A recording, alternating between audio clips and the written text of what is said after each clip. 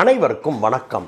இன்றைக்கு அதிகாலையில் பாகிஸ்தானுக்கு ஒரு மரண அடியை கொடுத்திருக்குது இந்தியா. அந்த அடியிலிருந்து பாகிஸ்தான் மீள்வதற்கு பல காலம் ஆகும் அப்படிங்கிறாங்க நண்பர்களே. அந்த அளவுக்கு ஒரு மிகப்பெரிய அடியை பாகிஸ்தானுக்கு கொடுத்துருக்குது. அதனால தான் இப்போ கரெக்டாக நான் இந்த வீடியோவை ரெக்கார்ட் பண்ணுற சமயத்துக்கு பாகிஸ்தானிய ஊடகங்களை பார்த்தீங்கன்னா அலறி அடிச்சுக்கிட்டு இந்தியாவிடம் பேச்சுவார்த்தை நடத்துங்கன்னு அவங்களுடைய அரசாங்கத்துக்கு அறைகூவல் விடுத்து வர்றாங்க. இந்தியா அப்படி என்ன ஒரு பயங்கரமான இடிய பாகிஸ்தான் தலையில் இறக்கி இருக்குது அப்படின்னு எதை சொல்ல வர்றேன் அப்படிங்கிறத நீங்கள் கெஸ் பண்ணியிருந்தீங்கன்னா கீழே இருக்கிற கமெண்ட்ஸில் எழுதுங்க நண்பர்களே. யாரெல்லாம் சரியாக கெஸ் பண்ணியிருக்கிறீங்கன்னு பார்க்கலாம்.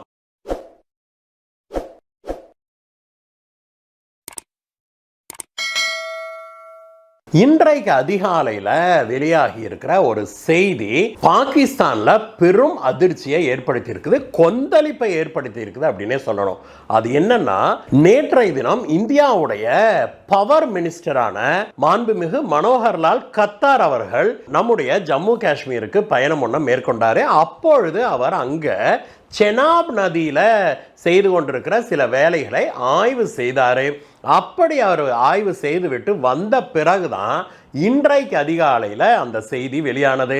அது என்னன்னா, திரு மனோகர்லால் கட்டார் அங்க இருக்கிற அதிகாரிகளுக்கு முக்கியமான சில உத்தரவுகளை பிறப்பித்தாரு அப்படின்னும், அதுல செனாப் நதியில இப்பொழுது துவங்கப்பட்டிருக்கிற 4 முக்கியமான ப்ராஜெக்டுகள், சுருக்கமாக சொன்னோம்னா 4 பெரிய டேமை கட்டிட்டு இருக்குது இந்தியா. செனாப் நதியுடைய தண்ணீரை முழுமையாக நாம் பயன்படுத்தி கொள்வதற்கு தான் அந்த 4 டேமையும் இந்தியா புதுசாக கட்டிக்கிட்டு இருக்குது. இதில் ஒரு டேம் ஏற்கனவே இருக்கிறதுடைய ஃபேஸ் 2 அதை பெரிய அளவில் பண்ணிட்டு இருக்கிறாங்க. இந்த 4லையுமே ஹைட்ரோ எலக்ட்ரிக் ப்ராஜெக்டும் அடக்கம் அப்படிங்கிறத நம்ம புரிஞ்சுக்க வேணும். இந்த 4 ப்ராஜெக்டுகளில் 2 முக்கியமான ப்ராஜெக்டுகளை 2026ஆம் ஆண்டு, இந்த ஆண்டு டிசம்பருக்குள்ள முடிச்சிடணும் அப்படின்னு சொல்லி உத்தரவு பிறப்பித்திருக்கிறாரு. அது மட்டும் இல்ல, அடுத்த 2 ப்ராஜெக்டுகளுமே அடுத்த வருடம் முடியணும் அப்படின்னு சொல்லி அவர் கடுமையான உத்தரவுகளை பிறப்பித்துட்டு வந்திருக்கிறாரு. மேலும் அவர் என்ன சொல்லியிருக்கிறாருன்னா, இந்த முதல் 2 ப்ராஜெக்ட் நான் சொன்னேன் இல்லையா, அந்த 2 ப்ராஜெக்டுக்கும் டெட்லைனை நாம் தள்ளி கொடுக்க மாட்டோம் அப்படின்னு மத்திய அரசாங்கத்தின் சார்பில் அவர் கடுமையாக சொல்லிட்டு வந்திருக்கிறாரு. இந்தியாவுடைய காஷ்மீர்ல டேம் கட்டுறதுல பாகிஸ்தானுக்கு என்னங்க சார் பிரச்சனை, இதெல்லாம் ஒரு மேட்ரா அப்படின்னு கேட்கறவங்களுக்கு நம்முடைய இந்திய பாகிஸ்தான் சரித்திரத்தில் ஒரு சின்ன ஜிஸ்ட சொல்ல விரும்புகிறோம் நண்பர்களே. இந்தியாவும் பாகிஸ்தானும் பிரிஞ்ச போது, இந்த பார்ட்டிஷனின் போது பாகிஸ்தானுக்கு ஆதரவாக நின்ற பிரிட்டிஷார் இந்திய அரசாங்கத்தோடு பேசி ஒரு மிக முக்கியமான ஒப்பந்தத்தை போடுவதற்கு எத்தனித்தார்கள். என்னன்னா, பாகிஸ்தான்ல ஓடுகிற நதிகள் இருக்குது இல்லையா, அதுல மிக முக்கியமான நதி இண்டஸ் நதி. அந்த இண்டஸ் நதிக்கு இந்தியாவில இருந்து தான், இந்தியாவுடைய காஷ்மீர்ல இருந்து தான் தண்ணி பூராவுமே போகுது.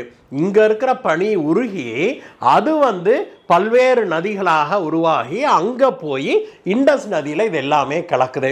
இந்த நதிகள்ல இந்தியா டேம் கட்டுச்சு அப்படின்னா பாகிஸ்தான் வறண்டு போயிடும் அப்படின்னு அப்பொழுதே அவங்களுக்கு தெரியும். அதனால அப்பொழுதே ஒரு அக்ரிமெண்ட் போட ட்ரை பண்ணாங்க. ஆனா அப்பொழுது இருந்த பிரச்சனைகள்ல இந்தியா அதை கண்டுக்கல.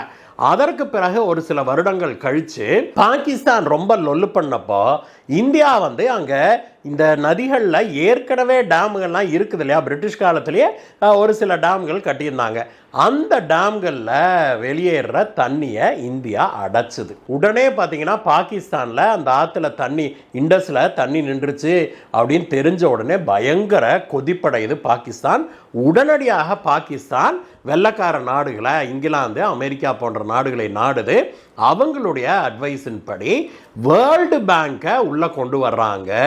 அந்த நாடுகள் யாரு? பிரிட்டிஷாரும் பிற நாடுகளும் கொண்டு இந்தியாவுக்கும் பாகிஸ்தானுக்கும் இந்த மாதிரி தண்ணீர் பிரச்சனை, அதுக்கு மத்தியஸ்தம் பண்றதுக்கு வேர்ல்டு பேங்க் வருது அப்படின்னு சொல்லி அப்பொழுது மேற்கத்திய நாடுகள் சொல்லவே அதை கொஞ்சம் கூட யோசிக்காம இந்தியாவுடைய முதல் பிரதமரான திரு ஜவஹர்லால் நேரு அவர்களும் ஒத்துக்கிறாரு.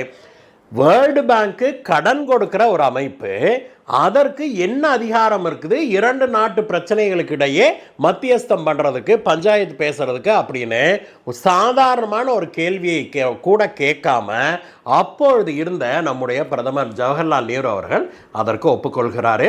வேர்ல்டு பேங்க் அதிகாரிகள் முழுக்க முழுக்க பிரிட்டிஷ் அமெரிக்க கைக்கூலியாகவே இருந்தாங்க. அவங்களுடைய ஆட்கள் தான் அவங்கெல்லாம்.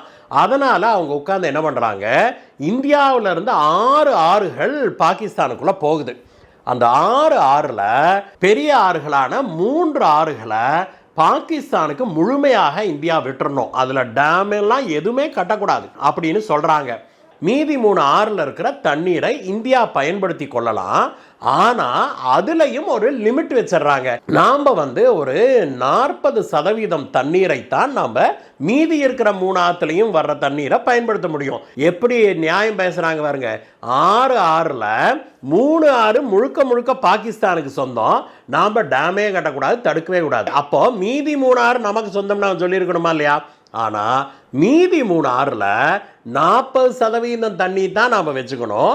அதுக்கு மேல நாம பயன்படுத்தக்கூடாது அப்படின்னு சொல்லிட்டு அதோட நிறுத்தாம இந்த 6 ஆறுகளிலேயுமே ஏதாவது ப்ராஜெக்ட் நாம பண்ணணும்னா, நீங்க உள்ளூருக்கு ஒரு குடிநீர் ப்ராஜெக்ட் போடணும்னா கூட, ஒரு ஹைட்ரோ எலக்ட்ரிக் ப்ராஜெக்ட் சின்ன ப்ராஜெக்டா நீங்க போடணும்னா கூட பாகிஸ்தானுடைய சம்மதம் இல்லாமல், வேர்ல்டு பேங்குடைய அனுமதி இல்லாமல் நம்ம செய்யக்கூடாது அப்படின்னு ஒரு அக்ரிமெண்ட்டை உருவாக்குறாங்க. அந்த அக்ரிமெண்ட்டுக்கும் அப்போது இருந்த பிரதமர் திரு ஜவஹர்லால் நேரு ஒத்துக்கிறார். இப்படி ஒரு அநியாயமான ஒரு அக்ரிமெண்ட்டுக்கு இந்தியா ஒத்துக்கொண்டதே கொடுமை. அதை விட கொடுமை என்னன்னா, இந்த அக்ரிமெண்ட்ல கையெழுத்து போடுறதுக்கு திரு நேரு அவர்கள் பாகிஸ்தானுக்கு பறந்து போறார். அங்க போய் கொடுக்கிறவன் நாம, வாங்குறவன் அவன். அவன் நம்ம முன்னாடி கையை நீட்டி நிற்கிறான். அவன் நம்ம வீட்டில் நின்று கையை நீட்டி வாங்கிட்டு போவானா? நாம் போய் அங்கே நின்று கொடுத்துட்டு வருவோமா? அதுவும் நடந்தது.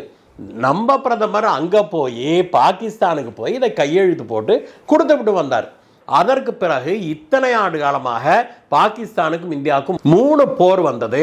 அதுக்கப்புறம் பாகிஸ்தான் எத்தனை தீவிரவாத பிரச்சனைகளை கிளப்பினா, அதுக்கப்புறம் நம்ம கார்கில் போர் வந்தது. ஆனால் எந்த போர் வந்தாலும் இந்த உடன்படிக்கையை மட்டும், எது இந்த இண்டஸ் வேலி ட்ரீட்டி அக்ரிமெண்ட்டை மட்டும் இந்தியா தொடர்ந்து இம்ப்ளிமெண்ட் பண்ணிக்கிட்டே வந்தது. எந்த தடங்களும் சொல்லவில்லை. ஆனா பாகிஸ்தான் என்ன பண்ணுச்சு, இந்தியா இந்த 3 ஆறுல 40% தண்ணி தானே நம்ம பயன்படுத்த முடியும் அப்படின்னு சொல்லி இருக்குது.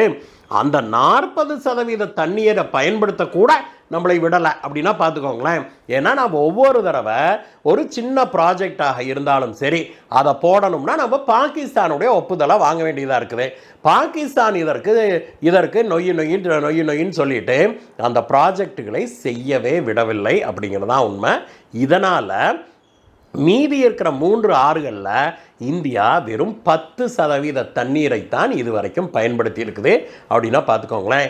இந்த 6 ஆறுகளில் ஓடுகிற தண்ணீரில் வெறும் 5% தான் இந்தியா பயன்படுத்தி இருக்குதுன்னா இது எவ்வளவு அநியாயமான ஒரு அக்ரிமெண்ட் அப்படிங்கிறத நம்ம புரிஞ்சு கொள்ள வேணும். பாரத பிரதமராக திரு நரேந்திர மோடி அவர்கள் பதவியேற்றுக் கொண்ட பிறகு இந்த இண்டஸ் வேலி ட்ரீட்டியை நம்ம ரிவ்யூ பண்ணணும்னு பல தடவை நம்முடைய அரசாங்கம் பாகிஸ்தானை கேட்டது.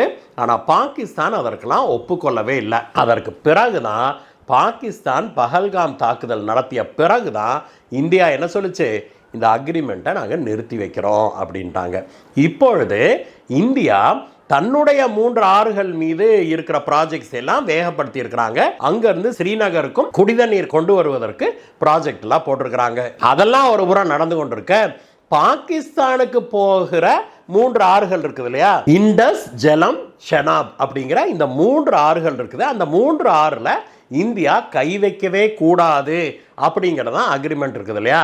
அந்த 3 ஆறுகளில் தான் இப்பொழுது இந்தியா டேம் கட்ட ஆரம்பிச்சிருக்குது. அதில் நேற்று நம்முடைய பவர் மினிஸ்டர் போனவர் எதை ரிவ்யூ பண்ணார்னா, செனாப் அப்படிங்கிற ஒரு ஆற்றின் மீது நாம் 4 பெரிய ப்ராஜெக்டுகளை கட்டிட்டு இருக்கிறோம். அந்த ப்ராஜெக்டுகளை தான் அவர் ரிவ்யூ பண்ணியிருக்கிறாரு. அதில் பக்கல்துல் அப்படிங்கிற ஒரு இடத்துல ஒரு மிகப்பெரிய டேம் ஒன்று இந்தியா கட்டிட்டு வருது. அதை கட்டி முடித்தோம் அப்படின்னா இந்தியாவிலேயே ஆக உயரமான டேமாக இந்த பக்கல்துல் டேம் தான் இருக்கும் அப்படின்னு சொல்றாங்க.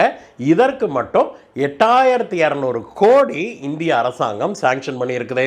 அங்க 1000 மெகாவாட், அதாவது 1 கிகாவாட் கரண்ட் எடுப்பதற்கும் இந்தியா ப்ராஜெக்டை போட்டு வேகமாக இந்த வேலைகள் நடந்து கொண்டிருக்குது. அதற்கு அடுத்ததாக இரண்டாவது ப்ராஜெக்டாக கிரு அப்படிங்கிற ஒரு இடத்துல இந்தியா ஒரு மெகா ப்ராஜெக்டை கட்டிட்டு இருக்கிறாங்க. அந்த ப்ராஜெக்டுடைய மதிப்பு 4200 கோடி ரூபாய். அந்த அமௌண்ட்டையும் உடனடியாக சாங்ஷன் பண்ணியிருக்கிற இந்திய அரசாங்கம் இந்த 2 ப்ராஜெக்டுகளுக்கும் டெட்லைனை நாங்கள் நீட்டிக்க மாட்டோம், இந்த ஆண்டு டிசம்பருக்குள்ளாக இந்த 2 டேம்களுடைய வேலைகளும் முடிஞ்சிடணும் அப்படின்னு சொல்லியிருக்கிறாங்க. இந்த கிரு டேம் உடைய வேலைகள் தொடங்கின உடனேயே அந்த செனாப் நதியுடைய நீர் ஓட்டத்தை இந்தியா டைவர்ட் பண்ணுச்சு. அந்த ஆற்றுடைய நீரை டைவர்ட் பண்ணோம்னா தான் இங்கே டேம் கட்ட முடியும் இல்லையா, அப்படி டைவர்ட் பண்ணுச்சு. அந்த டைவர்ஷன் தொடங்கிய உடனேயே பாகிஸ்தான் கதற ஆரம்பிச்சதை நம்ம பார்த்தோம். ஆனால் இன்றைக்கு வெளியாகி இருக்கிற செய்தி, இந்த 2 டேமும் இந்த வருடம் முடிவுக்குள்ளாக முடிந்துவிட வேணும் அப்படின்னு நம்ம மினிஸ்டர் போட்டிருக்கிற உத்தரவை கேட்ட உடனே பாகிஸ்தானுடைய மீடியாலாம் பயங்கரமாக கதற ஆரம்பிச்சிருச்சு. இது போக மேலும் 2 பெரிய ப்ராஜெக்டுகளை இம்ப்ளிமெண்ட் பண்ணிட்டு இருக்கிறாங்க. இதே செனாப் நதியில் ஒரு நதி மட்டும்தான் அவர் ரிவ்யூ பண்ணார் நேற்று. இது போல 6 நதிகள்லையும் இந்தியா ப்ராஜெக்டுகளை டேமுகளை கட்டி வருது அப்படிங்கிறதான் விஷயமே. இதை விட முக்கியமாக நாம் தெரிஞ்சுக்க வேண்டிய விஷயம் என்ன அப்படின்னா, பாகிஸ்தானுடைய மொத்த பொருளாதாரத்தில் 32% இந்த விவசாயத்துறையில தான் வருது. அந்த விவசாயிகள் எந்த தண்ணீரை நம்பி இருக்கிறாங்க தெரியுமா? இந்த இண்டஸ் நதியிலிருந்து வருகிற தண்ணீரை தான் நம்பி இருக்கிறாங்க. அது எந்த பெர்சன்டேஜ்னு கேட்டா ஆடி போயிருவீங்க நண்பர்களே. பாகிஸ்தானுடைய விவசாயிகளுடைய தேவையில 82%, கொஞ்ச நஞ்சமல்ல 82% இந்த இந்தியாவிலிருந்து போகிற நதிநீர்ல இருந்து தான் அவங்க பயன்படுத்திட்டு இருக்கிறாங்க. அதனால தான் ஆபரேஷன் சிந்தூருக்கு பிறகு இந்தியா அவ்வப்போது டேமை தடுத்து நிறுத்தி நம்ம பயன்பாட்டுக்கு யூஸ் பண்ண ஆரம்பிக்கிறோம் இல்லையா, அதுலேயே பாகிஸ்தானுடைய விவசாயிகள் ஆடி போயிருக்கிறாங்க அப்படின்னும், இதில் அவங்களுடைய இந்த குறுவை சாகுபடியெல்லாம் பெரும்பாலானோர் நிறுத்திட்டாங்க. ஏன்னா தண்ணி வருமா வராதானே தெரியாது, அப்படிங்கிற சூழ்நிலையில் நிறுத்திட்டாங்க அப்படின்னு சொல்றாங்க. பாகிஸ்தானுடைய விவசாய உற்பத்தியில 30% சென்ற ஆண்டு குறைஞ்சிருச்சு அப்படிங்கிறாங்க. அதற்கு ஒரே காரணம் இந்தியா தண்ணீரை நிறுத்தியது தான். இதுதான் இப்பொழுது பாகிஸ்தானை ஆடி போக வச்சிருக்குது நண்பர்களே. இந்த வீடியோவை பற்றிய உங்களுடைய கருத்துக்களை சொல்லுங்க நண்பர்களே. மீண்டும் உங்களை வேற ஒரு வீடியோ சந்திக்கிறேன். Bye bye.